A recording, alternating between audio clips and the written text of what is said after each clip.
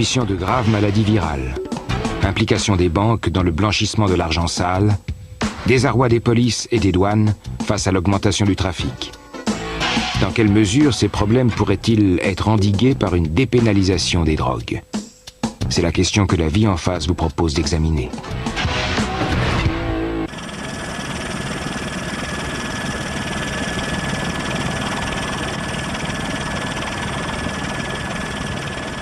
Pour se faire une idée des disparités qui règnent au sein de la société, il suffit de survoler Paris en hélicoptère. À gauche du périphérique, on voit la ville et ses beaux quartiers.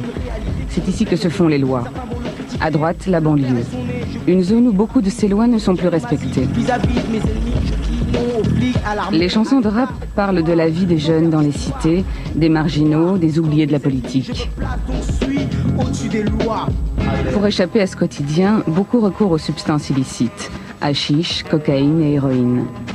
Comment voulez-vous que j'ai confiance en l'État, dit un junkie. Alors qu'il fait de moi un criminel simplement parce que je veux vivre mes rêves. Les autres peuvent acheter n'importe où de l'alcool, de la bière et du vin. Qu'est-ce que c'est que cette société qui pousse les jeunes à la délinquance? En 1997, dans l'une de ces banlieues, s'est tenu un congrès qui a rassemblé différentes villes européennes désireuses de chercher des solutions aux problèmes de la drogue. Daniel Cohn-Bendit, représentant allemand des Verts, est venu de Francfort pour rappeler quelques vérités aux participants de ce congrès. À propos des jeunes, par exemple, ceux qui en sont réduits à vendre de la drogue pour gagner leur vie parce qu'ils n'ont pas de travail. Quand vous avez des organisations capitalistes à faire des affaires qui sont capables de proposer à un jeune dont toute la famille qui ne vit que dans le chômage que si tu nous rends ces services, tu peux gagner entre 3 et 5 000 francs par jour. Cet attrait de pouvoir gagner 3 à 5 000 francs par jour fera que des jeunes dans une certaine situation tenteront le coup, à n'importe quel niveau de la répression.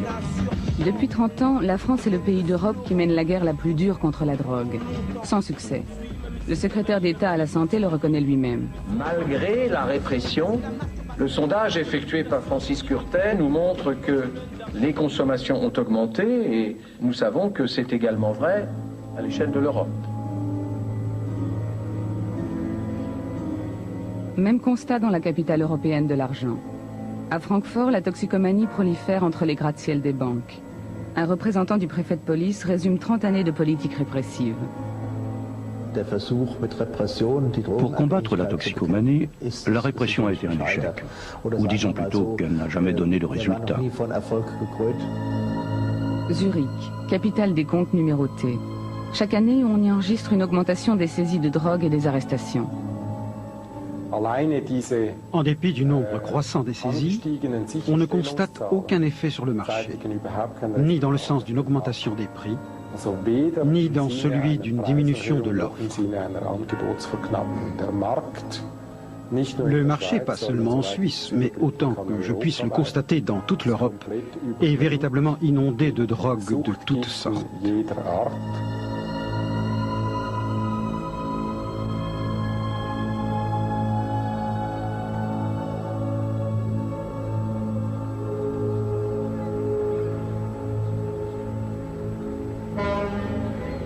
Hambourg, 6 heures du matin. Une journée comme les autres commence pour les 11 douaniers de l'équipe qui s'apprêtent à perquisitionner un cargo bananier. On vient de trouver de la cocaïne sur un autre bateau de la même compagnie.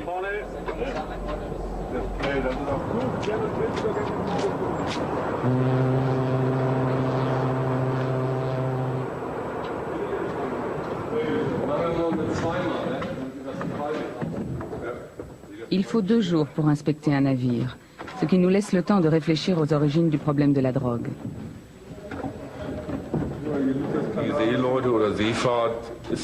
Il y a peu d'argent dans le milieu de la navigation. Les équipages ne gagnent pas grand-chose. Sur les bateaux des pays de l'Est, il arrive qu'ils ne touchent rien pendant un mois. Alors quand ils quittent l'Amérique du Sud, on leur fait des propositions. Ça peut être de l'argent, mais ils subissent aussi du chantage pour les obliger à transporter de la drogue.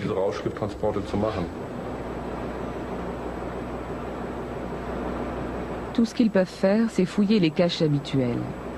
D'où un faible taux de réussite.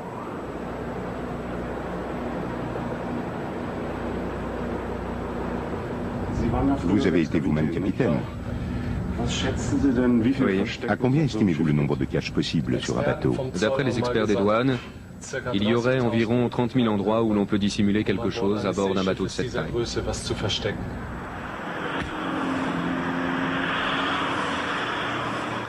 10 heures à la frontière germano-hollandaise. Ouverture de la chasse aux touristes qui rapporte du hache de Venlo et d'Amsterdam. Les douaniers sont sûrs de trouver ce qu'ils cherchent. Il ne leur faudra que quelques minutes pour réaliser la première saisie. C'était emballé dans une chaussette. Comme ça. Peu après, un autre douanier procède au pesage et à l'analyse de la saisie.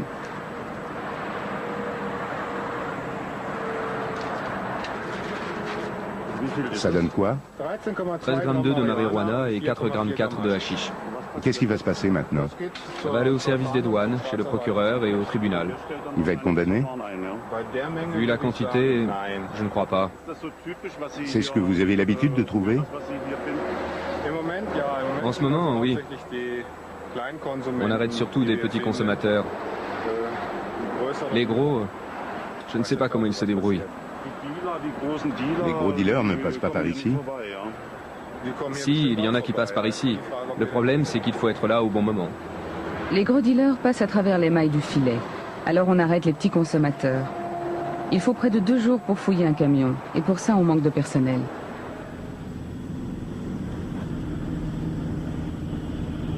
Retour à Hambourg, une des portes de l'Europe. Tous les jours, plus de 6000 containers y sont déchargés. Beaucoup viennent d'Asie ou d'Amérique latine.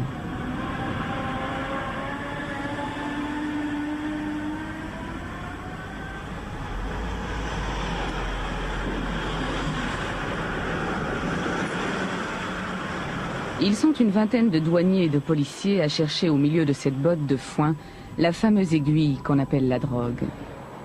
150 containers peuvent être contrôlés chaque jour au rayon X. Un équipement tout nouveau qui a révolutionné la lutte antidrogue.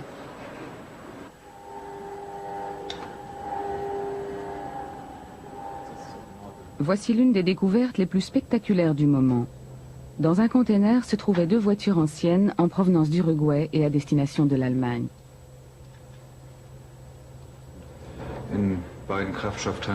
Dans les 2 réservoirs, on a trouvé en tout 68 kilos de cocaïne. Vu de côté et vu du dessus. On voit bien qu'il y a quelque chose au niveau du réservoir. Après ça, il ne nous restait plus qu'à démonter le réservoir pour accéder au contenu, c'est-à-dire au paquet de cocaïne.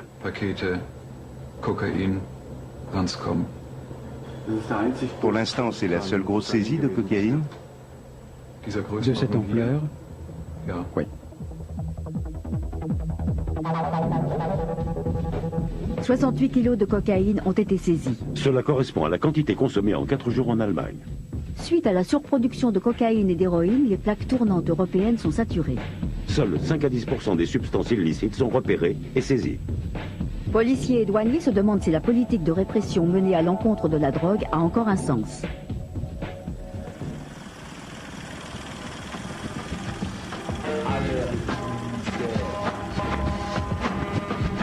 Sous aucun ordre, j'apporte un sujet qui m'accorde la discorde, non pas la miséricorde. L'État se cache la gueule, pourquoi? Parce qu'ils me veulent.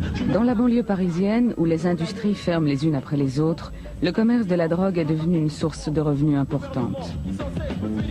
Pour inverser la tendance, il faudrait créer des emplois au lieu d'injecter des milliards dans la police et le système pénitentiaire au nom de l'interdiction de la drogue. Mais le pouvoir politique n'ose toujours pas adapter à la réalité ces lois que plus personne ne respecte. Va-t-on vers une modification de la loi 1970 ? Je le souhaite. Pour cela, il faut convaincre. Pour cela, il faut convaincre ses propres amis.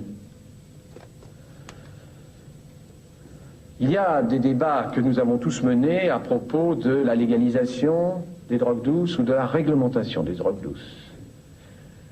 Je n'en trancherai pas aujourd'hui. C'est une voie d'abord qui nous est, je crois, maintenant autorisée. En tout cas, pour les derniers chiffres ensemble, en France, il semble que les consommateurs de cannabis aient doublé.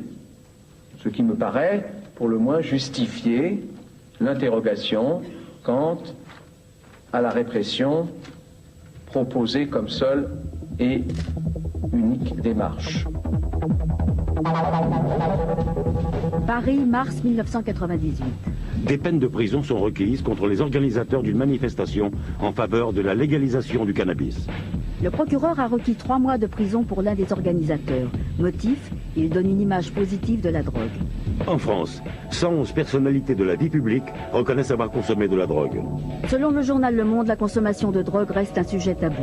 Le débat dure depuis 30 ans et il ne s'est toujours rien passé. Des experts français recommandent de légaliser l'usage de toutes les drogues. Le ministre français de l'Intérieur déclare que la dépénalisation du hashish n'est pas à l'ordre du jour.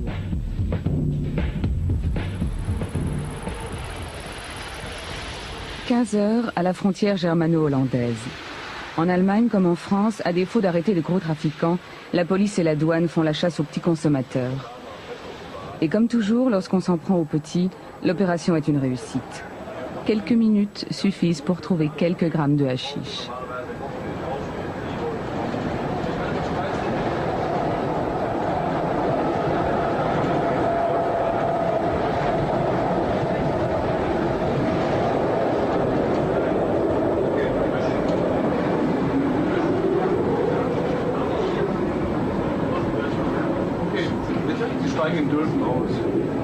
La première saisie se révèle même plus importante que prévu. Du hashish, 100 grammes environ. C'est déjà beaucoup. Un peu trop pour un simple usager. D'où venez-vous? De Venlo. Le deuxième douanier trouve ensuite un peu de hashish caché dans un cendrier. Le douanier empoche sa découverte, mais elle ne pourra guère servir de preuve.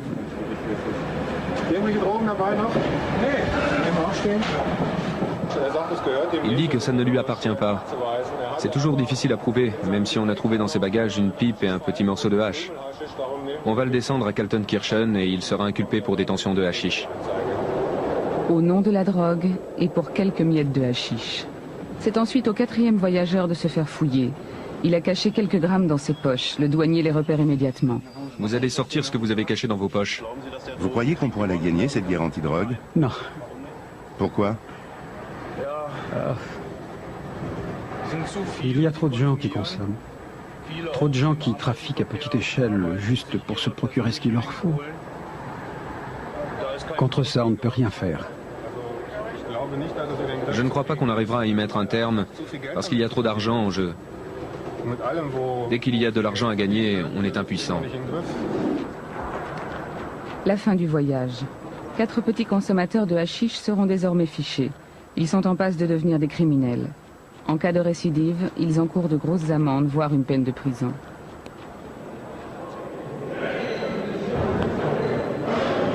Butzbach, une prison au nord de Francfort. Un tiers des détenus est enfermé ici pour avoir enfreint la législation sur la drogue. Comme dans toutes les prisons, il circule ici toutes les drogues possibles et imaginables. 2 détenus témoignent. C'est difficile ici de se ravitailler en drogue? Financièrement, oui. Seulement financièrement? Oui. Ici, on trouve tout ce qu'on veut, plus vite et de meilleure qualité qu'à l'extérieur. Est-ce que vous avez l'impression que le fait d'interdire la drogue dissuade les gens d'en consommer? Non, pas du tout. Quand on en veut, on en trouve. Il n'y a pas de loi qui compte. Les propos du directeur de la prison sont tout aussi désabusés. En venant ici, nous pensions trouver un lieu où la drogue serait proscrite, un lieu situé au cœur de la répression. Le seul endroit sans drogue que je puisse vous montrer, c'est ici, mon bureau, ainsi que les bureaux de mes collaborateurs. Et pour le reste? J'ai peur que ce soit malheureusement tout. On sait que du moment où elle est apparue dans la société, la drogue a également pénétré dans les prisons. On y trouve de tout. Cocaïne, héroïne, crack et speed. Un éducateur spécialisé explique comment les dealers travaillent en prison. Il faut savoir que dans le milieu carcéral, les dealers sont bien organisés et qu'ils sont en contact avec l'extérieur. Ce sont des groupes de type mafieux qui travaillent ici et avec les mêmes méthodes. Les structures sont similaires. Ce sont pratiquement les mêmes personnes qui agissent à l'intérieur et à l'extérieur. Ce qui sert à payer la drogue, c'est le peu d'argent qu'ils gagnent. Ils l'échangent souvent en quelques minutes contre de la drogue.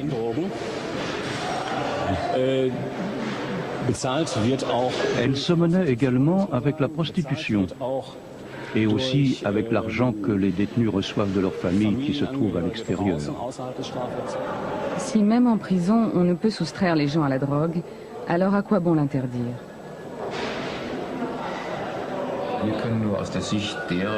Certains disent que la solution, ce serait que la société fournisse elle-même la drogue, ce qui ne se faisait pas du tout dans le passé.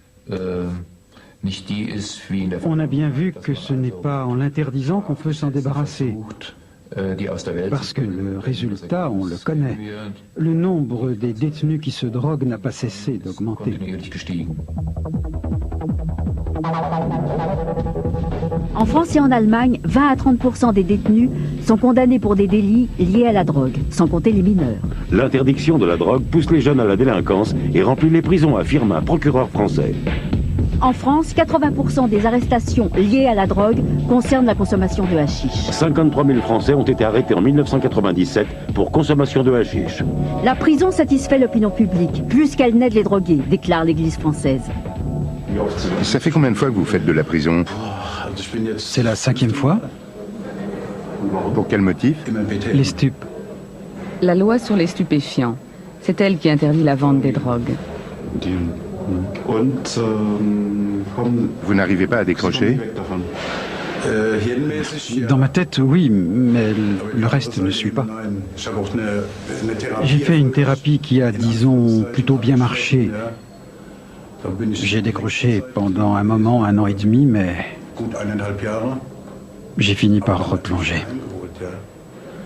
Il vous fallait combien d'argent par mois?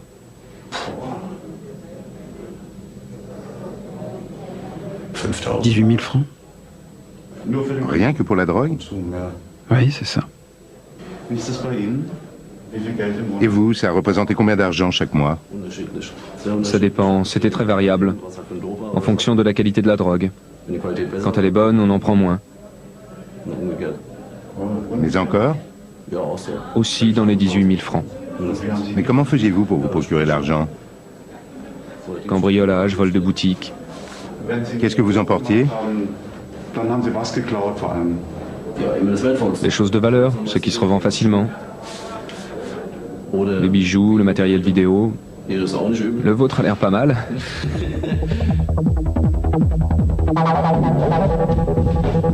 Les junkies tombent dans la délinquance parce que les drogues sont trop chères.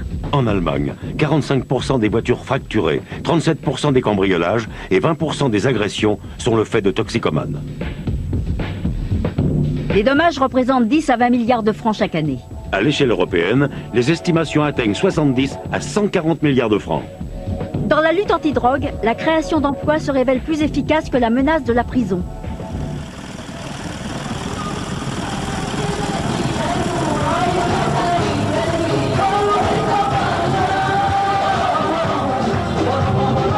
Paris, 3e jeudi de novembre.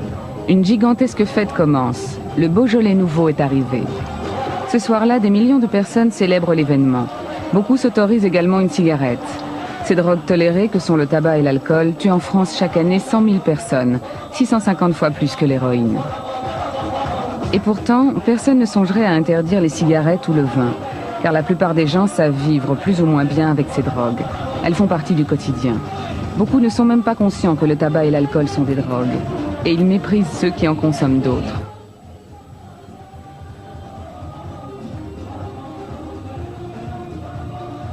Vous dites, un monde sans drogue, c'est bien sympathique. Je dis attention à ce que vous dites. Un monde sans alcool, est-ce que l'alcool est une drogue? Oui ou non? Un monde sans alcool, ça veut dire une bouffe sans vin. Est-ce que c'est très sympathique? Moi, je trouve ça plutôt antipathique. Si on me dit un monde où personne ne dépend de la drogue, c'est un monde sympathique. Là, je signe. Je signe. Donc on dit, Il y a culturellement dans chaque société des drogues. Mais des sociétés savent plus ou moins vivre avec des drogues. Quand j'en viens au cannabis, c'est vrai que des gens de ma génération, on a à 80% tous goûté du cannabis. Pas une fois seulement comme ça, mais souvent, parce qu'une bonne musique des Rolling Stones, ça allait avec un bon joint. C'est comme ça, c'est comme un bon repas avec un bon vin. Le problème, c'est est-ce qu'on avait un bon joint? Ça, c'est effectivement pas toujours garanti. Est-ce que ça veut dire qu'on est tous devenus des drogués? Ben bien sûr que non. Le débat est toujours d'actualité, même si aujourd'hui les drogues ont changé. Une boîte de nuit en Allemagne à 2 h du matin. Un lieu qui ne s'envisage guère sans ecstasy. Nous avons rendez-vous avec un dealer qui écoule 1200 pilules par mois, soit un revenu mensuel de 55 à 75 000 francs, ainsi qu'avec un videur qui nous parle de ce qui se consomme à l'intérieur. La drogue et les boîtes de nuit, c'est devenu indissociable. À quoi ça ressemblerait une boîte sans drogue? C'est-à-dire, c'est difficilement envisageable. Parce que sans pilule, beaucoup de clubs ne sont pas aussi attrayants que quand on a pris quelque chose.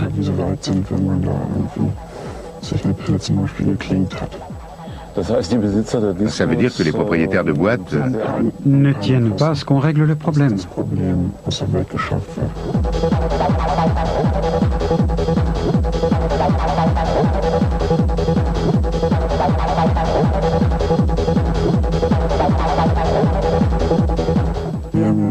Il y en a eu plusieurs ici à Brême qui ont essayé de faire du nettoyage, mais au bout de 4 ou 5 mois, ils ont fait faillite. Dans toutes les boîtes où j'ai travaillé, il y avait de l'ecstasy. Et il y avait aussi partout de la coke. Avant, les jeunes savaient à peu près ce qu'ils achetaient. Mais depuis que la police a fermé les laboratoires d'ecstasy, les choses ont changé. Le marché est inondé de produits plus ou moins purs, avec des conséquences dévastatrices pour les consommateurs. Les pilules contiennent de plus en plus de speed et d'autres substances qui empêchent de dormir, qui donnent la pêche, mais qui sont mauvaises pour la motricité.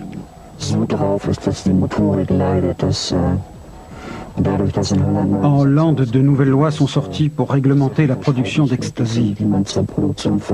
Du coup, ça se fait encore plus dans la clandestinité et on peut encore moins contrôler ce qu'ils mettent dedans.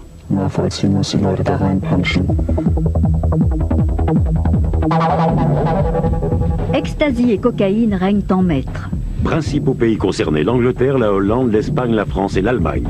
Le nombre des saisies a doublé. L'ecstasy peut être dangereux pour la santé.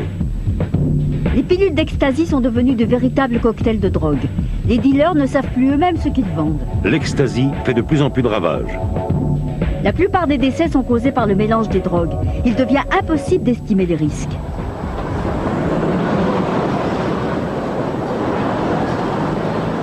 Francfort. Une autre conséquence de l'interdiction de la drogue, la prostitution. Cette femme se prostitue pour pouvoir acheter de la drogue. Et parce qu'elle a besoin de beaucoup d'argent, elle accepte tout, même les pratiques sexuelles les plus risquées. Par 2 fois, des clients ont essayé de la tuer. Jusqu'à présent, elle a échappé au virus HIV, mais elle a attrapé une hépatite, au nom de la drogue. Combien d'argent dépensez-vous chaque mois pour la drogue en période normale? Vous savez, je n'ai jamais fait le compte. J'ai juste fait une vague estimation. Quand ça va bien, il me faut environ 3500 francs par jour. Ça fait 100 000 francs par mois, il faut les trouver. Vous gagnez tant que ça avec la prostitution? Il fallait bien, mais je ne le savais même pas exactement. Je m'en suis rendu compte quand j'ai fait le calcul, au bout de plusieurs années, quand j'ai quitté l'hôtel.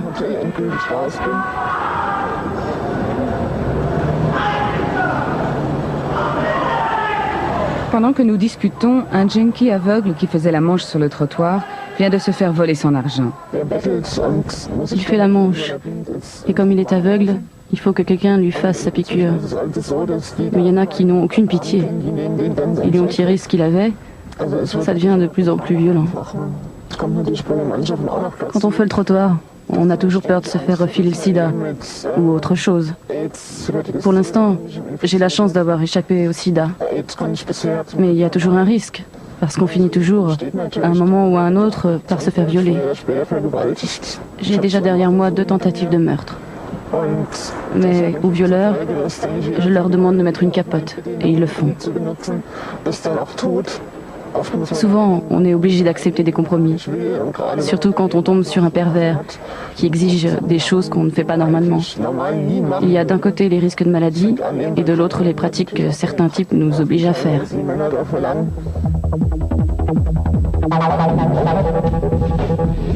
La moitié des femmes toxicomanes se prostituent pour payer la drogue. La ville de Francfort met à leur disposition un bus où elles peuvent bénéficier d'une assistance médicale et sociale afin d'éviter le pire. La moitié des toxicomanes français ont contracté une hépatite.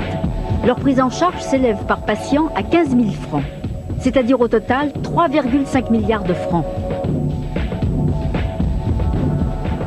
Au nom de la drogue. Francfort, la drogue au quotidien. Sur le trottoir, un junkie propose ses services. Il a tout ce dont un toxicomane peut avoir besoin. Il fait ça depuis 15 ans. Il s'occupe de recycler les restes que lui donnent les autres junkies une fois qu'ils se sont piqués. Les filtres, le coton et les quelques gouttes qui restent au fond de la seringue.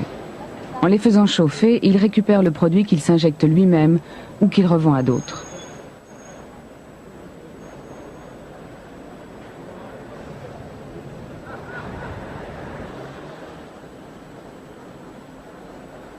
À chaque injection, il risque de transmettre l'hépatite A, B, C ou encore le virus du sida. On ne peut guère imaginer plus risqué pour la santé. Cela pourrait être évité si l'État fournissait de la drogue à ces gens-là, mais on est encore loin du compte.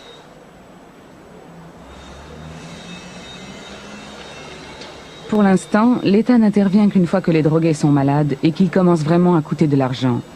Dans ce cas-là, il finance des centres d'accueil comme celui-ci, où les junkies peuvent recevoir une assistance médicale et sociale, où les prostituées sans abri peuvent trouver un lit en journée pendant quelques heures ou quelques semaines, où les drogués reconnus malades du sida, d'une hépatite ou d'un cancer du foie reçoivent de la méthadone. Mais en Allemagne, pour obtenir ce produit de substitution capable d'atténuer un peu les souffrances, il faut être reconnu malade. Alors seulement l'État se montre charitable. Le directeur de ce centre d'accueil commente l'action de l'État. Ça montre à mon avis les limites du système, parce qu'il y a toute une catégorie de personnes qui dépendent aussi depuis longtemps de l'héroïne et qui auraient tout autant besoin d'une assistance sociale. C'est un peu absurde, il faut que les gens soient malades pour qu'on s'occupe d'eux. Oui, on peut résumer la situation comme ça. Chacun peut voir de ses propres yeux la misère engendrée par l'interdiction de la drogue. Pourtant, les initiatives pour venir en aide aux toxicomanes sont interdites par la loi. Francfort, comme d'autres grandes villes, a trouvé une solution de secours en ouvrant des lieux où les junkies peuvent venir se faire des injections dans de bonnes conditions d'hygiène. À 300 mètres de là, on inaugure un de ces lieux. Dans quelques heures, des toxicomanes pourront venir ici se faire une injection. L'État met à leur disposition les seringues, les cuillères, les produits désinfectants et des salles pour consommer des drogues illégales plus ou moins pures. C'est pour l'instant tout ce que la loi autorise. Le procureur général et un représentant du préfet de police sont sur place. Une grande ville d'Europe ne peut plus se contenter de beaux discours politiques qui ne font rien pour soulager les souffrances.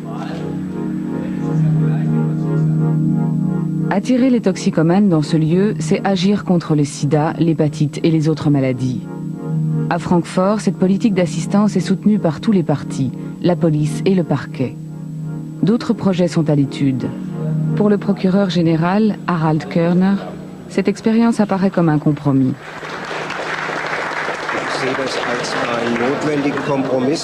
Je vois cela comme un compromis nécessaire étant donné la situation politique actuelle, puisque la distribution de substances opiacées n'est pas encore légalement possible.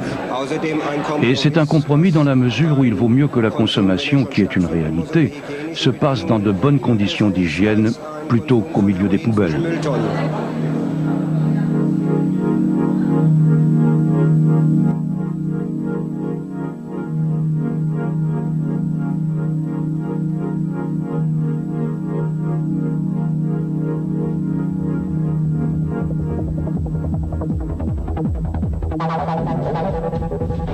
L'amour du prochain passe par l'héroïne. La ville de Francfort souhaite distribuer sous contrôle médical des substances opiacées aux toxicomanes.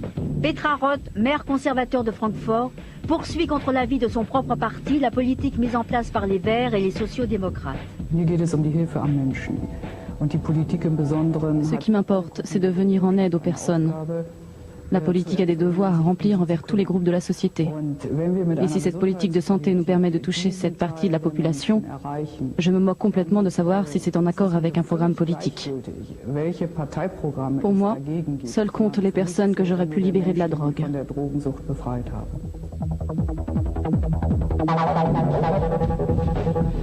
Le ministère fédéral de la Santé dit non à la prescription médicale d'héroïne.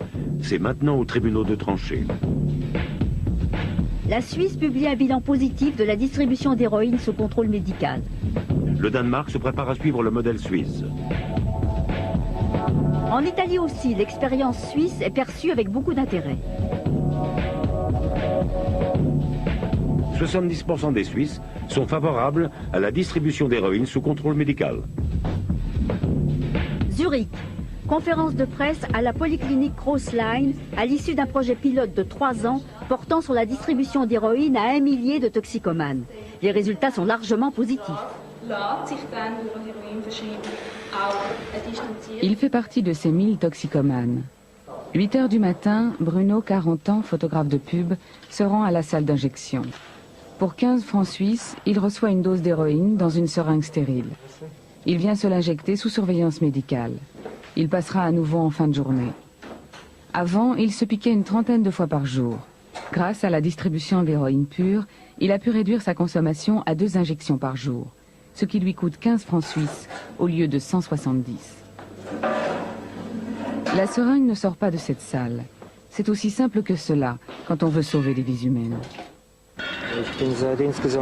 Ça fait 24 ans que je suis toxico, que je prends des drogues dures.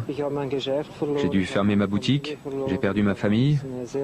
Je suis passé par une période de dépression. Ces 10 dernières années, j'étais très instable, j'étais constamment sous l'emprise de la drogue et je me suis mis à la cocaïne, à un mélange de cocaïne et d'héroïne. Voilà à quoi ressemblait il y a quelques années le milieu de la drogue zurichois. Bruno aussi en faisait partie. Les images comme celle-ci, une vidéo de la police, appartiennent au passé. L'État s'occupe maintenant de fournir de l'héroïne aux junkies les plus atteints. Un premier pas pour tenter de les ramener à une vie normale. Le préfet de police de Zurich, Marcel Bébier, à propos des personnes qui bénéficient de la distribution d'héroïne. Les personnes sélectionnées pour ce projet étaient pour la plupart des toxicomanes très dépendants et très atteints. C'est-à-dire que c'étaient des gens qui étaient arrêtés pratiquement tous les jours par nos agents et qui étaient régulièrement conduits chez le médecin d'urgence avant d'être relâchés. 2 heures plus tard, ils avaient retrouvé les autres toxicomanes. Ni la police, ni la prison n'avaient une prise sur ces gens-là.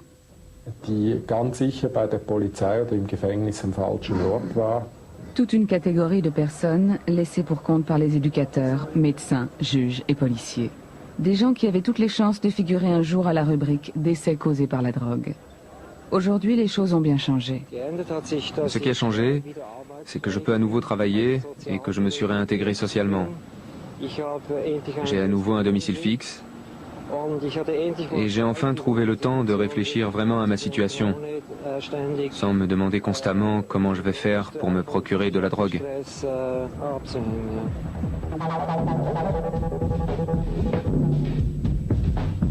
85% des participants au projet commettaient des délits pour pouvoir acheter de la drogue. Il leur fallait en moyenne pour leur consommation de drogue 18 000 francs par mois. 31% étaient sans domicile. 43% étaient séropositifs. Ces 1000 personnes qui actuellement reçoivent l'héroïne en Suisse, ce ne sont pas simplement des toxicomanes comme les autres, mais ce sont les personnes les plus gravement touchées qui depuis des années n'en s'en sortent pas, une population aussi relativement vieille et fortement productrice de crimes, je m'excuse. m'excuse pour ce terme productrice, mais c'est une population qui contribue donc à la fois massivement à la consommation et à la fois à la délinquance. La prescription d'héroïne a fait baisser la criminalité. Les vols dans les magasins, les cambriolages et le trafic de drogue sont en net recul. Globalement, la délinquance liée à la drogue a chuté de 90%. Un des éléments intéressants sortant de nos résultats, c'est que les toxicomanes ont autrefois, presque majoritairement et de la manière la plus intense, trafiqué avec de l'héroïne. Donc des personnes qui sous-traitaient les substances qu'ils achetaient dans les centres, souvent de la part de grands dealers d'origine souvent étrangère. Ces grands dealers sont très capables d'importer de grandes quantités de drogue en Suisse, comme dans d'autres pays de l'Europe. Mais ils sont très peu capables de les revendre. Et c'est là où ils ont terriblement besoin des petits consommateurs qui leur font ce travail. Ce qui fait que le recrutement de nouveaux consommateurs chez nous, et je pense aussi en d'autres pays de l'Europe, ça se passait essentiellement par les toxicomanes devenus dealers en même temps. Maintenant, plus de 90% des personnes traitées et qui ont pratiqué avant ce genre de commerce l'ont abandonné sous l'effet du programme. Ce qui veut dire que peut-être, dans un moyen terme, les dealers de grand calibre auront plus de difficultés pour recruter leurs petits revendeurs qui portent et qui recrutent de nouveaux consommateurs. Et je crois que pour la jeunesse, oui, et pour la santé du public en général, ça serait alors, je crois, une majeure victoire qui dépasserait de loin quelques pourcentages de personnes durablement désintoxiquées.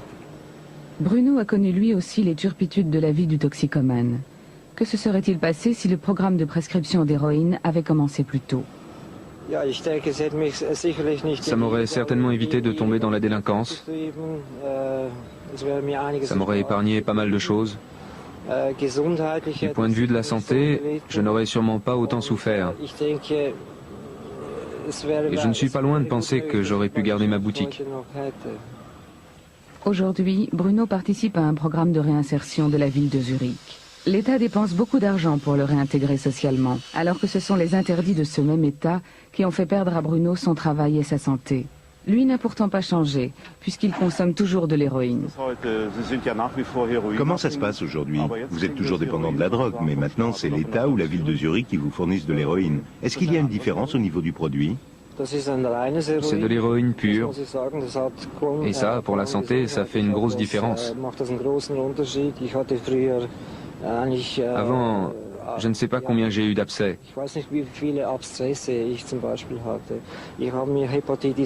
Je me suis injecté l'hépatite A, B et C. Tout ça, c'est arrivé à l'époque de la répression, quand les seringues étaient interdites, qu'on n'avait pas le droit d'en avoir. Et les drogues elles-mêmes n'étaient pas pures. Elles étaient coupées. Depuis que je participe à ce programme à Crossline, je n'ai eu aucun problème au foie, ni la moindre inflammation. Depuis que je suis ici, je suis beaucoup plus équilibré.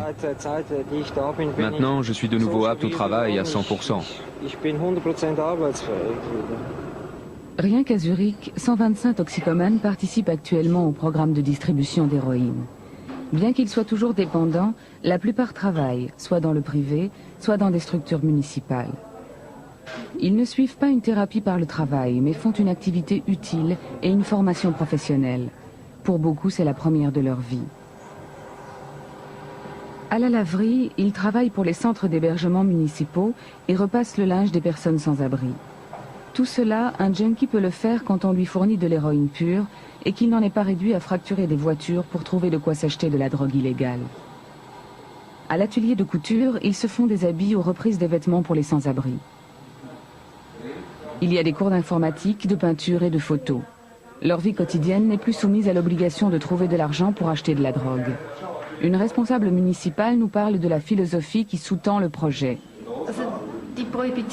La politique de répression qui est poursuivie actuellement est absolument incompréhensible. Elle coûte énormément d'argent et cause d'énormes souffrances. Personne ne se pose le problème des moyens utilisés par rapport aux résultats obtenus. On ne fait que maintenir le système. En Suisse, nous avons pris toute une série de mesures qui sont très éloignées de la logique répressive. Et les résultats sont eux aussi très différents de ce qu'on obtenait auparavant. C'est un fait que des gens consomment des substances qui posent un problème grave. Mais je pense qu'au nom de la tolérance, on devrait dire « Ok, c'est une réalité. On va essayer de gérer ce phénomène très complexe, de façon à ce que ça coûte un minimum d'argent et que ça limite au maximum la souffrance. » Et c'est possible. J'en suis persuadée.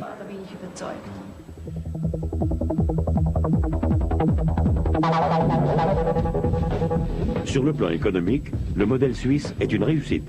Grâce au recul de la criminalité et en dépit d'une assistance sociale importante, l'économie réalisée est de 200 francs par jour et par patient. Pour 1000 patients, cela revient à 80 millions de francs d'économie par an. Juin 1998. Bruno a décroché depuis maintenant 6 mois. Il n'est pas le seul à s'être sorti de la drogue grâce à ce programme de distribution d'héroïne. Le délégué fédéral au problème de la drogue déclare que l'expérience suisse ne peut constituer un modèle pour l'Allemagne. Un autre représentant de la CDU considère que distribuer de l'héroïne à un toxicomane revient à donner de la bière à un alcoolique. Certaines positions ne sont plus aussi tranchées. Malgré des déclarations hostiles, les chrétiens démocrates les plus conservateurs commencent à envisager l'idée de distribuer de l'héroïne sous contrôle médical.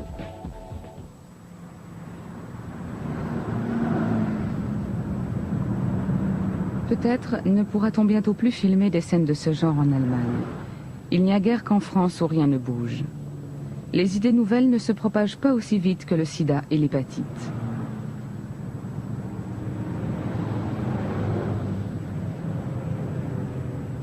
Mais un autre danger se profile à l'horizon. Un danger qui apparaît d'autant plus nettement dans le quartier des banques de Francfort, là où la détresse est la plus criante. Peut-être apprendra-t-on un jour que le monde de l'argent aussi est contaminé. Car l'argent que les junkies utilisent pour payer leurs doses réapparaît tôt ou tard, souvent après avoir beaucoup voyagé. Et l'on constate alors que dans les banques non plus, tout le monde n'est pas immunisé contre l'argent des trafiquants de drogue.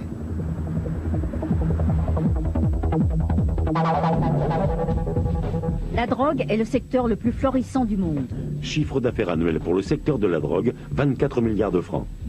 24 milliards, c'est-à-dire 8% du commerce mondial. L'argent de la drogue pénètre de plus en plus dans le circuit économique légal.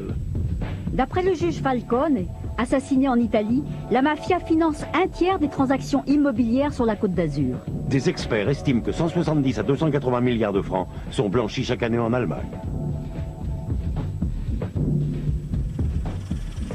À la conférence de Paris aussi, il est question d'argent. Un député du Parlement européen, Olivier Dupuis, prophétise la légalisation de toutes les drogues.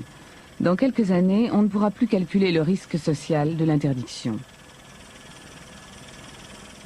8% du produit national brut mondial est produit national brut dérivé du trafic de drogue. C'est ça le grand danger pour nos institutions. C'est ça le premier danger de la drogue interdite. Et donc il faut rapidement procéder, en commençant par le cannabis, à une légalisation qui permette aux États de retrouver le contrôle sur un phénomène qui leur échappe radicalement et qui les menace par la corruption des hommes politiques, des policiers, des magistrats, des journalistes et qui menace donc les fondements même de notre démocratie.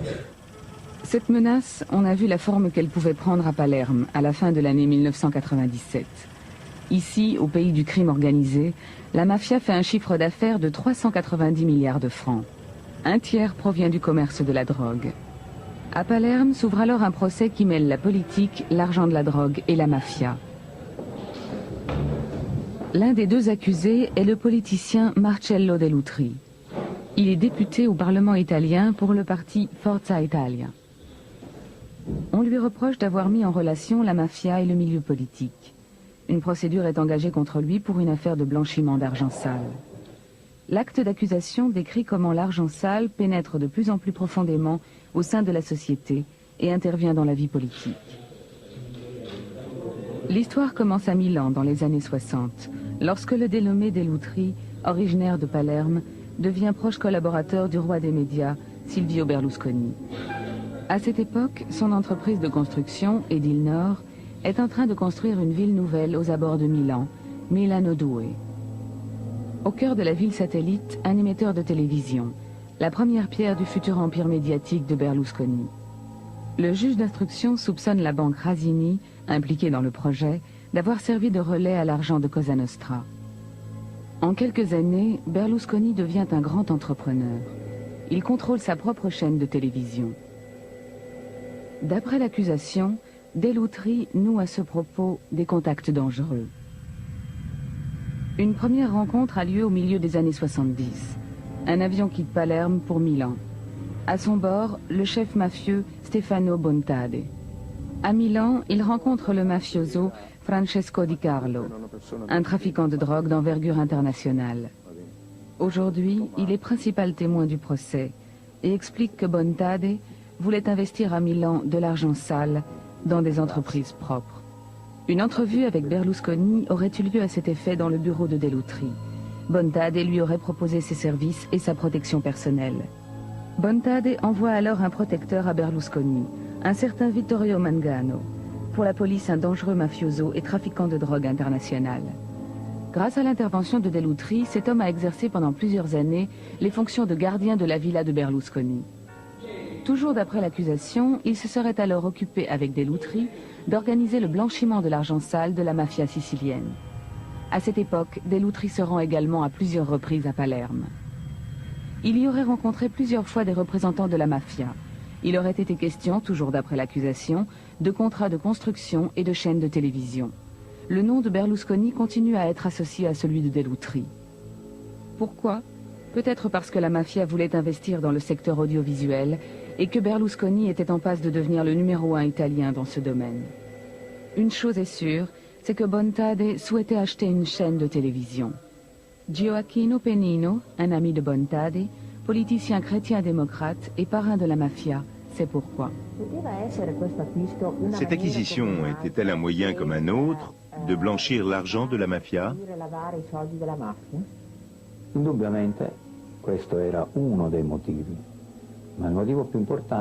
C'est sans aucun doute une des raisons. Mais la raison la plus importante était que Stefano Bontade avait compris l'importance des médias. Et d'ailleurs, il entretenait des contacts avec certains journalistes. Il savait très bien qu'en contrôlant l'information, il pourrait trouver un moyen, disons, de faire en sorte que la mafia soit moins attaquée. Pour ces affaires illégales, la mafia a besoin de silence et de partenaires légaux. Profitant d'une nouvelle crise politique, Dell'Utri propose à Berlusconi de fonder un nouveau parti. Forza Italia était né.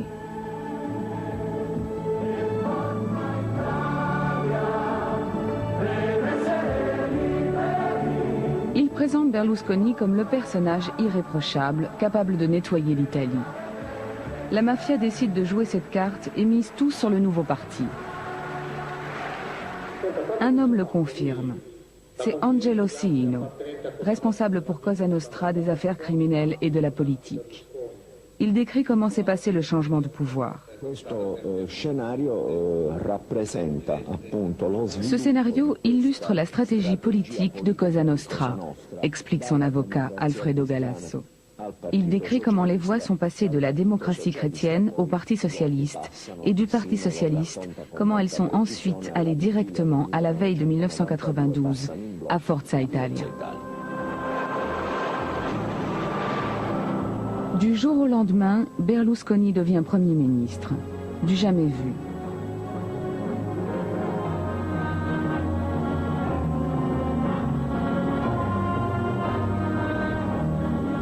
Tandis qu'à Rome, Berlusconi exerce le pouvoir, Dell'Utri s'active, d'après l'accusation, dans le nord de l'Italie.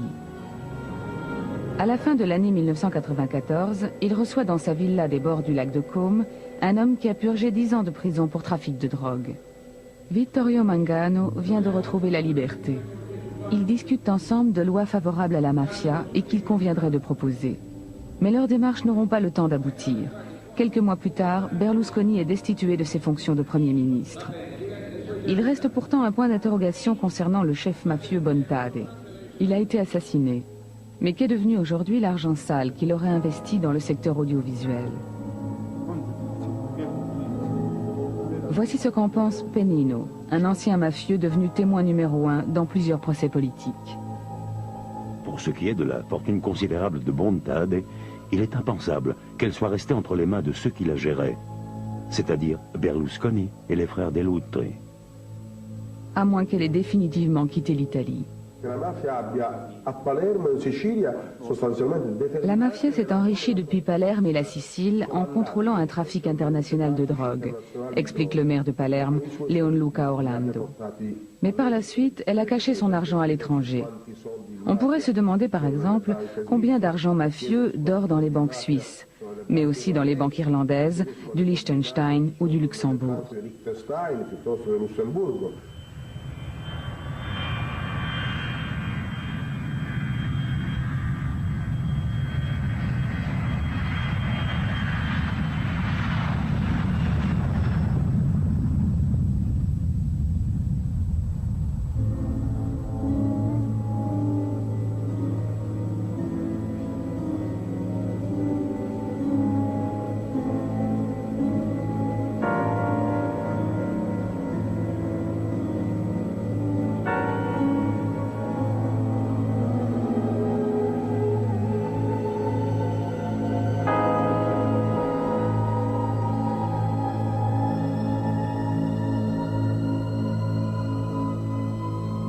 L'argent de la drogue pénètre de plus en plus profondément au cœur du monde de la finance, même en Allemagne. Le chiffre d'affaires de l'héroïne, de la cocaïne et des autres drogues dépasse depuis longtemps celui des géants de l'automobile, tous confondus, General Motors, Ford, Toyota et Daimler-Benz. Les pays du Nord se croyaient protégés par des lois et une mentalité hostile à la corruption. Ce temps-là est bien fini. Même les meilleures banques allemandes ne sont plus immunisées contre l'argent de la drogue.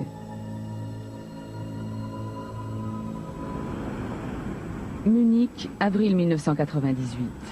Au bout de plusieurs années d'instruction, un procès touche à sa fin. Pour la première fois en Europe, on est parvenu à démanteler un réseau de blanchiment d'argent de la drogue. Le tribunal a prononcé des peines exemplaires, 10 et 12 ans de prison. On attend maintenant le procès des complices présumés dans les banques allemandes. Le système était simple, mais génial. En voici le principe. À Istanbul, une société turque d'import-export commandait des marchandises en Allemagne. Des machines, des camions, etc.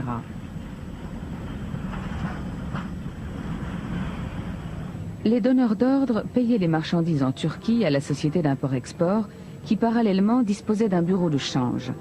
Le gérant, à ce moment-là, n'envoyait pas l'argent en Allemagne, mais achetait de l'héroïne qui était ensuite convoyée par camion à Milan et vendue sur place. Des intermédiaires apportaient ensuite l'argent dans un bureau de change de Munich. Là, ils réglaient les factures des marchandises envoyées en Turquie. Ils ont fini par attirer l'attention de la police judiciaire bavaroise. Nous avions constaté que de l'argent sale arrivait ici, à Munich, qu'il était changé en monnaie allemande et qu'il était dépensé comme de l'argent légal, pour le compte des clients qui se trouvaient en Turquie. Pour cela, les billets étaient déposés dans les meilleures banques allemandes. Et là, visiblement, personne ne posait de questions. Comment cet argent, c'était de grosses sommes, arrivait-il dans les banques? Sous une forme inhabituelle pour les banques, c'est-à-dire de la même façon que les intermédiaires l'apportaient au bureau de change, dans des sacs en plastique ou des sacs de voyage qu'ils posaient sur le comptoir. Ce système a fonctionné ainsi pendant 12 ans. Pendant cette période, ce réseau a réinjecté 350 millions de francs dans le circuit normal. Pour l'une des filiales de la banque, c'était même le principal apport pour les opérations de change. Le bureau de change que nous avons surveillé fournissait 70% du volume des opérations de change de cette banque. Ça représente beaucoup d'argent. Bien sûr, c'est une part importante du chiffre d'affaires. Et donc les responsables ont dû se demander s'ils devaient continuer à travailler avec cet argent ou non.